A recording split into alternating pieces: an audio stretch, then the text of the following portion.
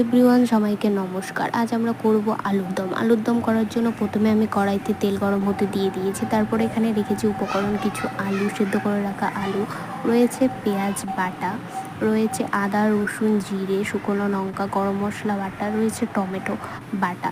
কড়াইতে তেল গরম হয়ে গেলে আমরা দিয়ে দেবো জিরেটা দেওয়ার পরেই আমরা দিয়ে দেব আপনার পেঁয়াজ কুচিটা দেওয়ার পর বা পেঁয়াজ বাটা যেটাই দিতে পারেন। তারপরে দিয়ে দেবো মিক্স মশলা, যেটাতে আদা পেঁয়াজ রসুন সব কিছু ছিল, ওইটা দিয়ে দেওয়ার পর খুব ভালোভাবে নাড়াচাড়া করে নেব। নাড়াচাড়া করে নেওয়ার পরেই আমরা দিয়ে দেবো এটার মধ্যে লবণ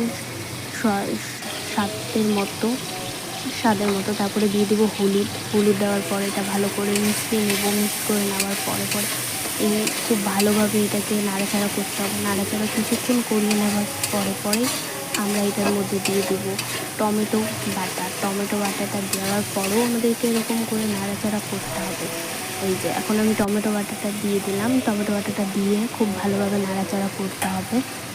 নাড়াচাড়া করার পরেই দেখবেন খুব ভালোভাবে একটা স্মেল বেরোচ্ছে, খুব সুন্দর একটা স্মেল বেরোচ্ছে আর মশলা থেকে তেল ছাড়তে শুরু করছে। তার সাথে একটু চিনি দিয়ে দেবেন। চিনি দিলে কি হয়, কালারটা খুব সুন্দর আসবে, কালারে একটা আলাদাই সৌন্দর্য, মানে রঙটা খুব ভালো আসবে। তারপরে খুব ভালোভাবে নাড়াচাড়া করে নেওয়ার পরেই এরকম তেল যখন বেরোবে দেখবেন, তখনই আমাদেরকে দিয়ে দিতে হবে। কালারটা চেঞ্জ হয়ে যাবে সাথে সাথে, তখন আমরা দিয়ে দেবো আপনার সিদ্ধ করে রাখা আলুটা।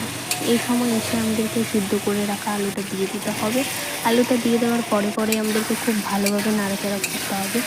খুব সুন্দরভাবে মশলার সাথে এটাকে মিশিয়ে নিতে হবে।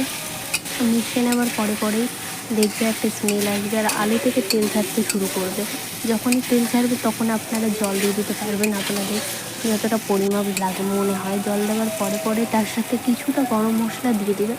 রেডি হয়ে যাবে আলুর দম।